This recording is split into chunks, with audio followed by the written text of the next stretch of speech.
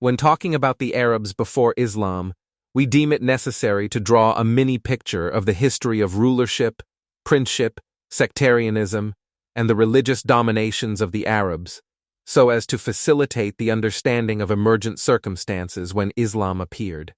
When the sun of Islam rose, rulers of Arabia were of two kinds: crowned kings, who were in fact not independent, and heads of tribes and clans, who enjoyed the same authorities and privileges possessed by crowned kings, and were mostly independent, though some of whom could have shown some kind of submission to a crowned king. The crowned kings were only those of Yemen, Hira, and Ghassan. All other rulers of Arabia were non-crowned. Rulership in Yemen, the folks of Sheba were one of the oldest nations of the pure Arabs who lived in Yemen. Excavations at Ur brought to light their existence 25 centuries BC. Their civilization flourished, and their domain spread 11 centuries BC and NBSP. It is possible to divide their ages according to the following estimation: the centuries before 650 BC, during which their kings were called Makrib Sheba. Their capital was Sarwa, also known as Kriba, whose ruins lie in a spot a day's walk from the western side of Marib. During this period, they started building the Dam of Marib, which had great importance in the history of Yemen. Sheba was also said to have had so great a domain that they had colonies inside and outside Arabia. From 650 BC until 115 BC. During this era, they gave up the name Makrib and assumed the designation of kings of Sheba. They also made Marib their capital instead of Sarwa. The ruins of Marib lie at a distance of 60 miles east of Sana'a. From 115 BC until 300 AD. During this period, the tribe of Himyar conquered the kingdom of Sheba and took Ridan for capital instead of Marib. Later on, Ridan was called Zifar. Its ruins still lie on Mudawar Mountain near the town of Yarim. During this period, they began to decline and fall. Their trade failed to a very great extent, firstly, because of the Nubidian domain over the north of Hijaz, secondly, because of the Roman superiority over the naval trade routes after the Roman conquest of Egypt, Syria, and the north of Hijaz, and thirdly, because of the intertribal warfare.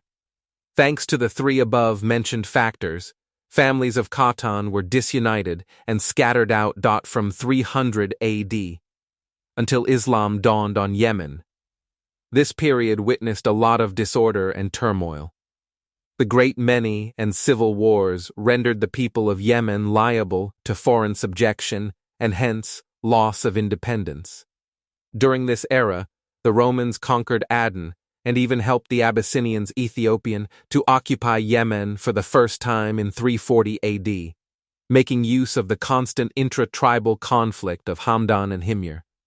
The Abyssinian-Ethiopian occupation of Yemen lasted until 378 AD, whereafter Yemen regained its independence.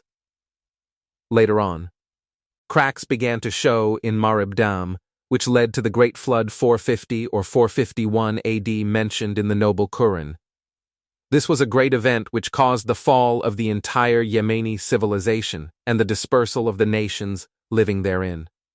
In 523, Du Nawas, a Jew, dispatched a great campaign against the Christians of Najran in order to force them to convert into Judaism. Having refused to do so, they were thrown alive into a big ditch, where a great fire had been set. The Quran referred to this event. Cursed were the people of the ditch.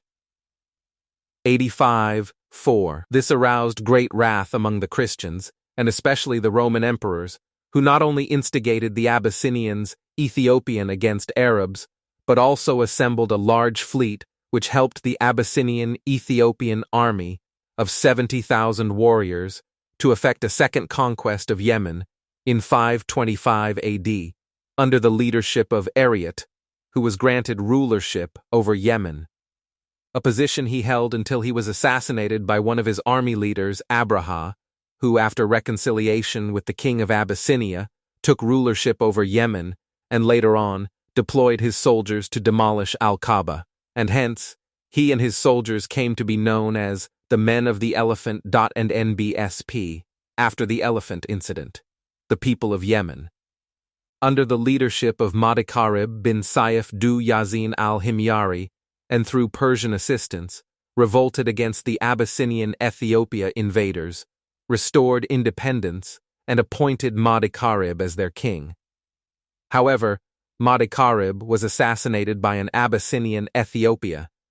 He used to have him around for service and protection. The family of Du Yazin was thus deprived of royalty forever. Kisra, the Persian king, appointed a Persian ruler over Sanya and thus made Yemen a Persian colony. Persian rulers maintained rulership of Yemen until Badan, the last of them, embraced Islam in 638 AD, thus terminating the Persian domain over Yemen. Topic: Rulership in Hira. Ever since Korosh the Great, 557–529 BC, united the Persians, they ruled Iraq and its neighborhood. Nobody could shake off their authority until Alexander the Great vanquished their king Dara I and thus subdued the Persians in 326 BC. Persian lands were thenceforth divided and ruled by kings known as the kings of sects, an era which lasted until 230 AD. Meanwhile, the Coutanians occupied some Iraqi territories and were later followed by some Adnanians who managed to share some parts of Mesopotamia with them. The Persians, under the leadership of Ardashir, who had established the Sasanian state in 226 AD, regained enough unity and power to subdue the Arabs, living in the vicinity of their kingdom, and force Qudaa to leave for Syria. Leaving the people of Hira and Anbar under the Persian domain. And NBSP. During the time of Ardashir, Juzaima al-Wada exercised rulership over Hira, Rabia and Mudar, and Mesopotamia. Ardashir had reckoned that it was impossible for him to rule the Arabs directly and prevent them from attacking his borders unless he appointed as king one of them who enjoyed support and power of his tribe. He had also seen that he could make use of them against the Byzantine kings who always used to harass him. At the same time, the Arabs of Iraq could face the Arabs of Syria who were in the hold of Byzantine kings. However, he deemed it fit to keep a Persian battalion under command of the king of Hira to be used against those Arabs who might rebel against him. And NBSP, after the death of Juzaima around 268 AD, Amr bin Adi bin Nasr al-Lakhmi was appointed as king by the Persian king Sabur bin Ardashir. Amr was the first of the Lakhmi kings who ruled Hira until the Persians appointed Qabaz bin Fairuz, in whose reign appeared someone called Mazdak, who called for dissoluteness in social life. Qabaz and many of his subjects embraced Mazdak's religion and even called upon the king of Hira, Al-Munzir bin Ma'asama, to follow after. When the latter, because of his pride and self-respect, rejected their orders, Qabaz discharged him and nominated Harith bin Amr bin Hajar al-Kindi, who had accepted the Mazdaki doctrine. And NBSP, no sooner did Kisra Anusherwan succeed Qabaz than he, due to hatred of Mazdak's philosophy, killed Mazdak and many of his followers, restored Munzir to the throne of Hira, and gave orders to summon under arrest Harith, who sought refuge with Al-Kalb tribe, where he spent the rest of his life. And NBSP, sons of Al-Munzir bin Ma, as Sama maintained kingship a long time until An-Numan bin Al-Munzir took over. Because of a calumny borne by Zaid bin Adi al-Abadi, the Persian king got angry with An-Numan and summoned him to his palace. An-Numan went secretly to Hani bin Masud, chief of Shaiban tribe, and left his wealth and family under the latter's protection, and then presented himself before the Persian king, who immediately threw him into prison, where he perished. Kisra then appointed Ayas bin Kubaysa at-Tai as king of Hira. Ayas was ordered to tell Hani bin Masud to deliver An-Numan's charge up to Kisra. No sooner than had the Persian king received the fanatically motivated rejection on the part of the Arab chief. He declared war against the tribe of Shaiban and mobilized his troops and warriors under the leadership of King Ayas to a place called Dihi Kar, which witnessed a most furious battle wherein the Persians were severely routed by the Arabs for the first time in history. That was very soon after the birth of Prophet Muhammad, 8 months after Ayas bin Qubaysa's rise to power over Hira. And NBSP, after Ayas, a Persian ruler was appointed over Hira, but in 632 AD. The authority there returned to the family of Lukum when Al-Munzir al-Marur took over. Hardly had the latter's reign lasted for 8 months, when Khalid bin al-Walid fell upon him with Muslim soldiers. Rulership in geographical Syria. In the process of the tribal emigrations, some septs of Qudaa reached the borders of Syria where they settled down. They belonged to the family of Sulay bin Halwan, of whose offspring were the sons of Dujam bin Sulay, known as Ad-Dujaima. Such septs of Qudaa were used by the Byzantines in the defense of the Byzantine borders against both Arab Bedouin raiders and the Persians, and enjoyed autonomy for a considerable phase of time, which is said to have lasted for the whole 2nd century AD. One of their most famous kings was Zayed bin al-Habula. Their authority, however, came to an end upon defeat by the Ghassanides, who were consequently granted the proxy rulership over the Arabs of Syria and had Dumat al-Jandal as their headquarters, which lasted until the Battle of Yarmouk in the year 13 AH. Their last king, Jabala bin al-Ayhum, embraced Islam during the reign of the chief of believers, Umar bin al-Khattab, may Allah be pleased with him. Rulership in Hijaz. Ismail Lals, be upon him, administered authority over Makkah as well as custodianship of the holy sanctuary throughout his lifetime. Upon his death, at the age of 137, 2 of his sons, Nabet and Kedar, succeeded him. Later on, their maternal grandfather, Mudad bin Amr al-Jurhumi, took over, thus transferring rulership over Makkah to the tribe of Jurhum. Preserving a venerable position, though very little authority for Ishmael's sons due to their father's exploits in building the holy sanctuary, a position they held until the decline of the tribe of Jurhum, shortly before the rise of Bukhtanasar. And NBSP, the political role of the Adnanides had begun to gain firmer grounds in Makkah, which could be clearly attested by the fact that upon Bukhtanasar's first invasion of the Arabs in Dati Irq, the leader of the Arabs was not from Jurhum. And NBSP, upon Bukhtanasar's second invasion in 587 BC, however, the Adnanides were frightened out to Yemen, while Seerat-un-Nabi fled to Syria with Ma'ad. But when Bukhtanasar's pressure lessened, Ma'ad returned to Makkah to find none of the tribe of Jurhum except Jursham bin Jalhama, whose daughter, Mu'ana, was given to Ma'ad as wife, who later had a son by him named Nizar. And NBSP, on account of difficult living conditions and destitution prevalent in Makkah, the tribe of Jurhum began to ill-treat visitors of the holy sanctuary and extort its funds, which aroused resentment and hatred of the Adnanide Psalms of Bakr bin Abd Munaf bin Kinana, who, with the help of the tribe of Quza'a that had come to settle in a neighboring area called Mar az-Zaran, invaded Jurhum and frightened them out of Makkah, leaving rulership to Qudaa in the middle of the 2nd century AD. And NBSP, upon leaving Makkah, Jurhum filled up the well of Zamzam, leveled its place, and buried a great many things in it. Amr bin al-Harith bin Mudad al-Jurhumi was reported by Ibn Ishaq, the well-known historian, to have buried the 2 gold deer together with the black stone as well as a lot of jewelry and swords in Zamzam, prior to their sorrowful escape to Yemen. And NBSP, Ishmael's epoch is estimated to have lasted for 20 centuries BC, which means that Jurhum stayed in Makkah for 21 centuries NBSP and held rulership there for about 20 centuries. And NBSP, upon defeat of Jurhum, the tribe of Quza'a monopolized rulership over Makkah. Mudar tribes, however, enjoyed 3 privileges. The first, leading pilgrims from Arafat to Muzdalifah and then from Mina to the Aqaba stoning pillar. This was the authority of the family of Al-Goth bin Murrah, one of the septs of Elias bin Mudar, who were called Sofa. This privilege meant that the pilgrims were not allowed to throw stones at Al-Aqaba until one of the Sofa men did that.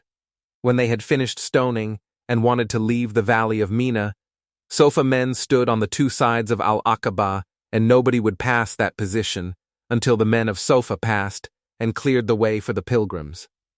When Sofa perished, the family of Sa'd bin Zayd Manat from Tamim tribe took over the second Al-Ifadah, heaving for Mina after Muzdalifah on sacrifice morning.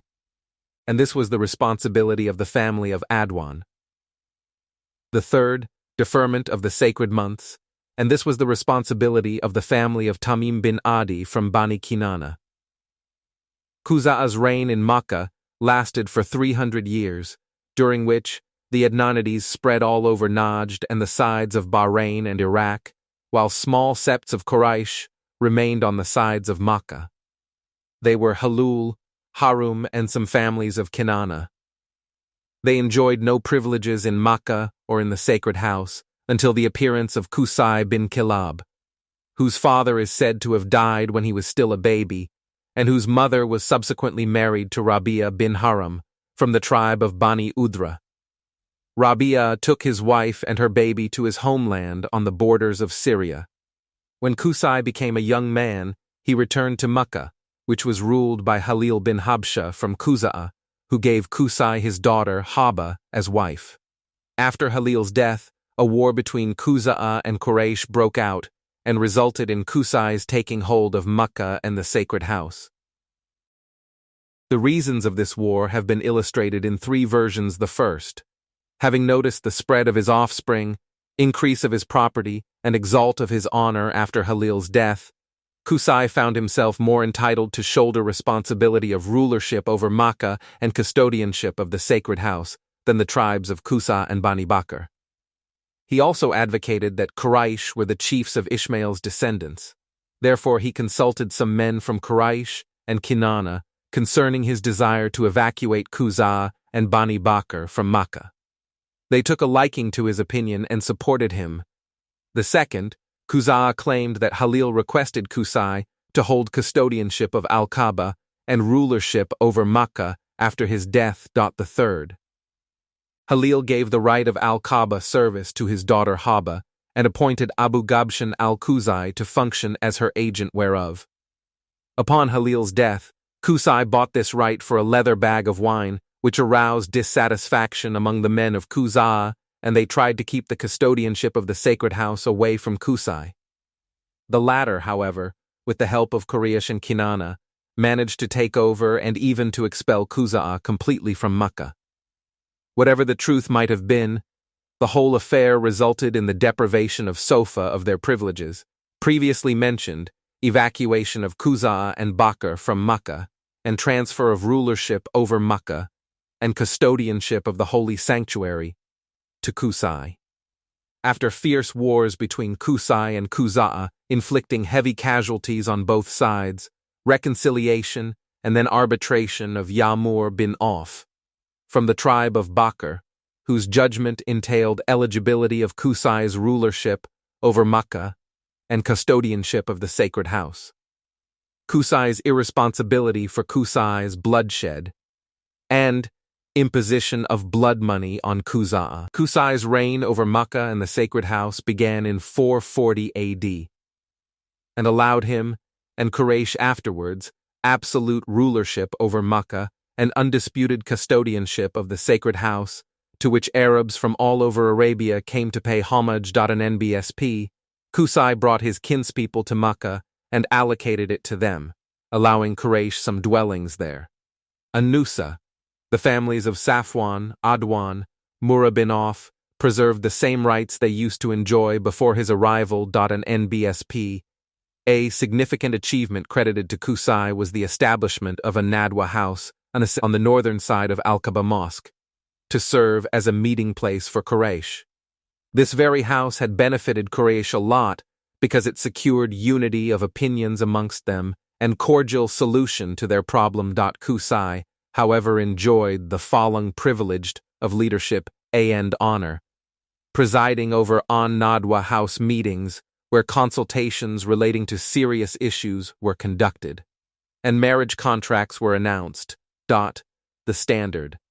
He monopolized in his hand issues relevant to war launching. Doorkeeping of Al-Kaaba. He was the only one eligible to open its gate, and was responsible for its service and protection. Providing water for the pilgrims. This means that he used to fill basins, sweetened by dates and raisins for the pilgrims to drink. Feeding pilgrims. This means making food for pilgrims who could not afford it. Qusay even imposed on Quraysh annual land tax, paid at the season of pilgrimage, for food. It is noteworthy, however, that Qusay singled out Abd Manaf, a son of his, for honor and prestige, though he was not his elder son, Abd ad-Dar was, and entrusted him with such responsibilities as chairing of An-Nadwa house, the standard, the doorkeeping of Al-Kaaba, providing water and food for pilgrims. Due to the fact that Qusay's deeds were regarded as unquestionable and his orders inviolable, his death gave no rise to conflicts among his sons, but it later did among his grandchildren, for no sooner than Abd Munaf had died, his sons began to have rows with their cousins, sons of Abd ad-Dar, which would have given rise to dissension and fighting among the whole tribe of Quraysh. Had it not been for a peace treaty whereby posts were reallocated so as to preserve feeding and providing water for pilgrims for the sons of Abd Munaf, while An-Nadwa house, the flag and the doorkeeping of Al-Kaaba were maintained for the sons of Abd ad-Dar. The sons of Abd Munaf, however, cast the lot for their charge, and consequently left the charge of food and water giving to Hashim bin Abd Munaf, upon whose death the charge was taken over by a brother of his called Al-Muttalib bin Abd Munaf, and afterwards by Abd al-Muttalib bin Hashim, the Prophet's grandfather, whose sons assumed this position until the rise of Islam, during which Abbas bin Abdul Muttalib was in charge. And NBSP, many other posts were destroyed among people of Quraysh for establishing the pillars of a new democratic petite state with government offices and councils similar to those of today. Enlisted as follows are some of these posts. Casting the lots for the idols was allocated to Bani Juma. Noting of offers and sacrifices, settlement of disputes and relevant issues were to lie in the hands of Bani Sam. Consultation was to go to Bani Asad. Organization of blood money. And fines was with Bani Tayyim. Bearing the national banner was with Bani Umayyah. The military institute, footmen and cavalry would be Bani Maksum's responsibility. Bani ID would function as foreign mediators. Rulership in Pan-Arabia. We have previously mentioned the Cottonide and Adnanide emigrations, and division of Arabia between these two tribes. Those tribes dwelling near Hira were subordinate to the Arabian king of Hira, while those dwelling in the Syrian semi-desert were under domain of the Arabian Ghassanide king, a sort of dependency that was in reality formal rather than actual.